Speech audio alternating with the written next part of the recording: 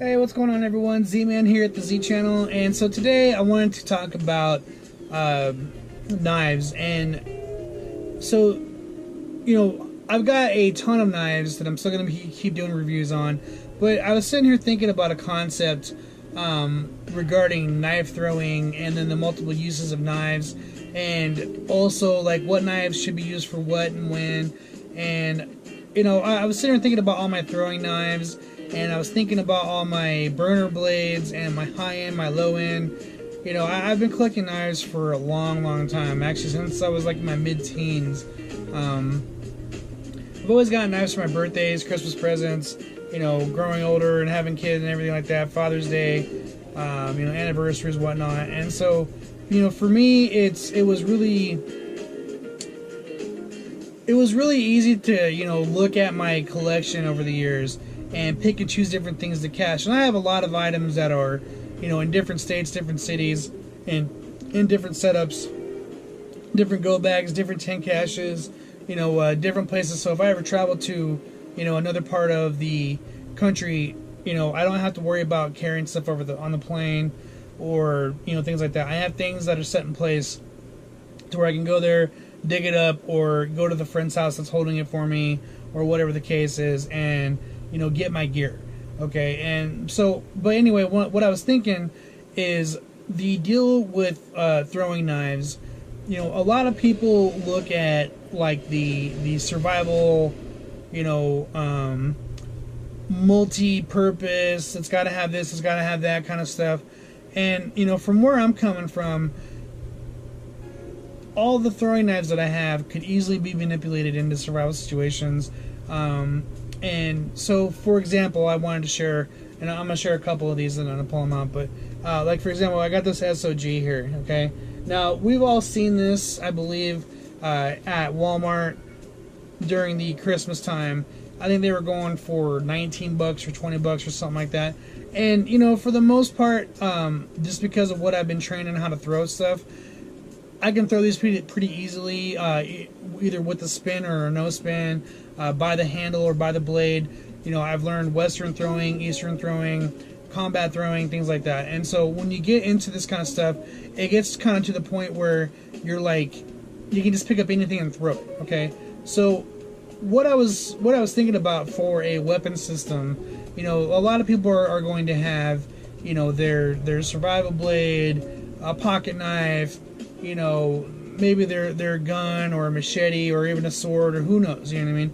But adding something like this to your arsenal, okay, on your weapon systems, okay, so you're going to have multi-layer weapon systems, especially if something goes down. Something like this, especially where it's carrying a 3-blade deal. I mean, you got 1, 2, and 3 blades, okay, all in this one sheath. Obviously, you could throw 2 and keep 1 for whatever kind of combat use. These can be easily lashed together for things. There's a whole lot of different uses that you can use on these, especially in any kind of survival situations, urban combat settings, things like that. And so, keep in mind, it's better to have than have not. And when you're dealing with, especially throwing knives, usually it's going to be a full tank. So it's already going to be kind of sturdy. You're already going to have a little bit more of a, you're going to be able to torque on it more, and it's going to be able to be used for certain things that you probably wouldn't normally use a throwing knife for. But I think people overlook these for the simple fact that it's not a, quote, survival knife, okay? And so, I believe Unconditional Knife Mastery is what we're getting at here. Unconditional Knife Mastery is being able to pick up any blade and manipulate it or use it for any given situation that you need to use it for. Whether you need to use it for hunting, fishing, trapping, self-defense, whatever the case is, something like this you can easily do on top of being able to throw it. Now, there's a lot of survival blades that you could throw, but you wouldn't want to throw it because, number one, you should never throw your only knife in a combat situation because you don't have a knife no more. And then, number two, it's most likely going to, break, or there could be some other situations that come awry. Especially if it's not a good quality knife. Okay, so throwing blades, like let's say you hit a rock or a stone wall or a metal or whatever the case is, you're probably going to damage the blade in one shape or form or the other. And so keep that in mind you know, as you're learning this stuff with the arts of throwing, and you know, like putting all of your knowledge together about knives, you really have to look at, you know, something like this and realize that there's a lot more to it than just something that I could, you know, throw if I really wanted to. Okay, so you know, that aspect of it is really, really deep. And so as we're moving along here, I'm gonna try to find this other.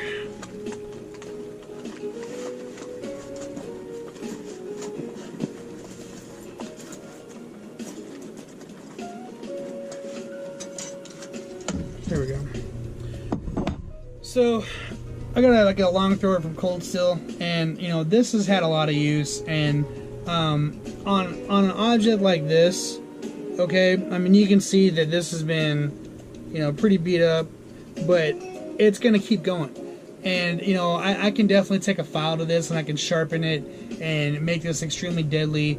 And you know, this can be used in multiple different, you know, scenarios and situations. It's a nice heavy thrower, and I can throw it from long distances and definitely stick. One of my favorite throws with this one is actually the underhand, and a lot of people don't know about this, but like you can shuttle throw it underhand, and it almost sticks every single time. Like 9 times out of 10, you're gonna nail your target, and it's gonna seep in through nice and deep. And so that's just like a technique of throwing. But I just want to give this example of, you know, realizing that you can take anything and put an edge on it and use it for, you know, that certain type of situation. And so something like this, you really, you know, you can put it in your backpack, you can put it in whatever you need to put it in, but you know, practicality uses of it, I mean, it's really heavy. You know, are you going to carry it? Probably not, maybe so. But having things like that, knowing how to throw an object that's this big, I mean, you know, this is almost the size of a little bit bigger than a chef knife, you know. So if you can throw this, you can throw a chef knife. You know what I mean? So being able to manipulate different things by training with certain stuff is going to help you out too in the long run. So, you know, keep that in mind as you're getting deeper into your training. And let me find these other jokers in here. There we go. So here's another set, and these are arrow blades. Okay, I'm sure everyone's probably seen these in movies or on eBay or other, you know, knife sites like Smoky Mountain Knife Works is a great one. Things like that. Now, you know, these come out of the box, you know, extremely sharp. Like these are no joke. I mean, you can definitely do some damage with these bad boys.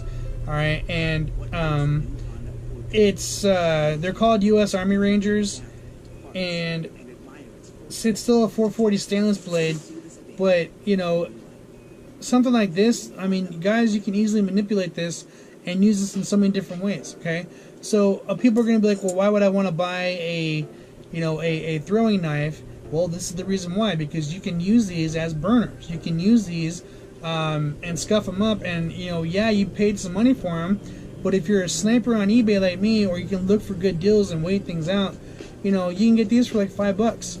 Okay, you got 3 blades. There's 3 blades here for $5 that can be used for multiple different, you know, situations. Okay, double-handed knife fighting. Okay, I mean, if you don't know how to use 2 knives at the same time and get down into some combat, then I suggest that you start learning. Okay, because having 2 knives and a knife fight alone, you've already got the advantage. I mean, you can, you know, take one, you can cut down, slice up, however you want to do it, and then throw one, and then you still have one in your hand ready to go for the rest of it. Okay, so you got to look at things from a combative perspective. If you're really in some CQB, CQC situations, you know, having 2 blades, it's going to be, you know, you're going to be a force to be reckoned with. You know, that's why I carry 2 credit card knives in my wallet for my EDC. Because if I got 2 blades in my hand, especially with the training that I have, I know that I'm going to be a force to be reckoned with. Okay, and so, you know, just having these, you know, as a set, and in this case, all 3 of them, you know, you can easily take a piece of crap sheath like this. Everyone sees this sheath. Okay, this is a 35-cent piece of crap sheath. All right, but if you know what you're doing, if you know how to sew, if you know how to add certain fabrics and molds, or if you have a 3D printer even, you can reinforce this to the point where these will last a lifetime. And you can do double stitching all the way around. You can put in the 3D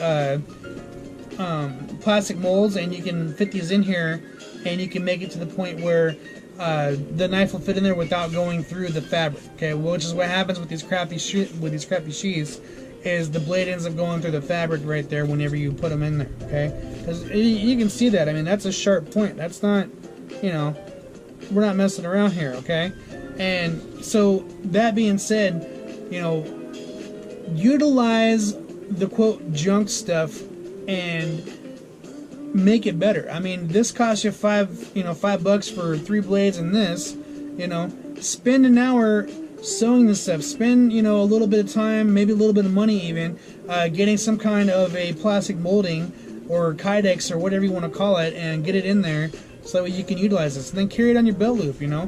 Reinforce the belt loop. I mean, something like this, I mean, if I really, with my 2 fingers, I could rip this off right now because just the stitching's that bad. Okay? Or if you want to, you can find other things to carry this stuff in. If you know how to work leather, okay?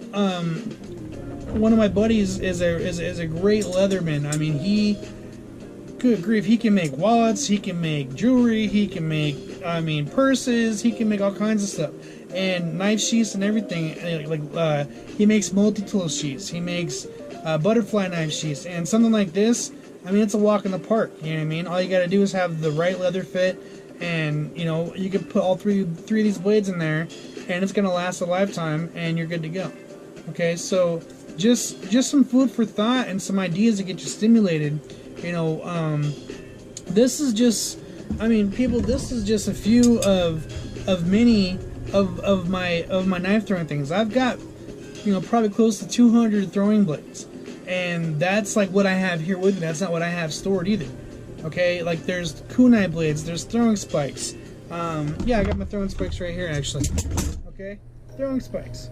Stuff like this, you can manipulate this in so many different ways. You can throw these in so many different ways. It's not so much of a like, how do I use them? It's after you know how to use them, then what, you know? And so you can utilize these in so many different ways, and especially in combat. Like, a lot of people these days aren't going to be ready for someone to be able to throw a spike at them and literally nail them, okay? And that's just like all there is to it. So as you get into this stuff, make sure that you take the time to train how to throw things. I don't care if it's a pair of scissors, a screwdriver, a long nail, a short nail, a screw, you know, anything can be thrown if you take the time to practice. And honestly, it takes about, you know, 200 to 500 throws of the same item to get that down, or variations of such, and then eventually you get to the point where you can learn the shuriken style, you can do the actual flip and spin style, you can do the no spin, you can do western sidearm combat throwing. You know, there's, oh my god, there's so many different, you know, ways to throw. You can throw underhand, you can do the bugai where you actually flip it and it flips and flies through the air. It's a reverse spin. You know, so what I'm trying to explain here all across the board is unconditional knife mastery, unconditional blade mastery, unconditional manipulation of edge weapons. And that's what you really got to have, you know, coming into this, because, you know, who knows what's going to happen with the whole gun thing. And I'm not jumping on the bandwagon of, you know, the whole gun toting thing.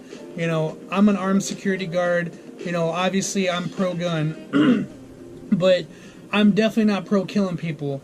And so that's where we're like, well, how can you be a martial artist and into these knives and throwing things and you know how to kill people, blah, blah, blah, blah, blah.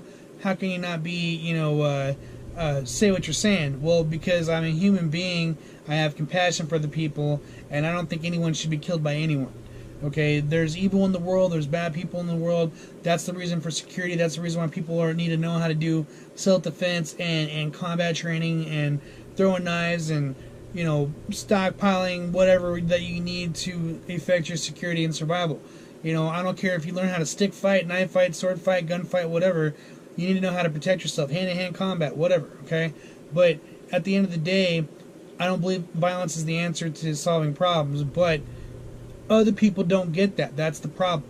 Other people don't understand that they can't solve all their issues with their fist or with a knife or a gun or a bat or a hammer or a car or whatever the case is. I mean, people use a lot of different things to kill people with, and it's crazy what it's gotten to in this day and age.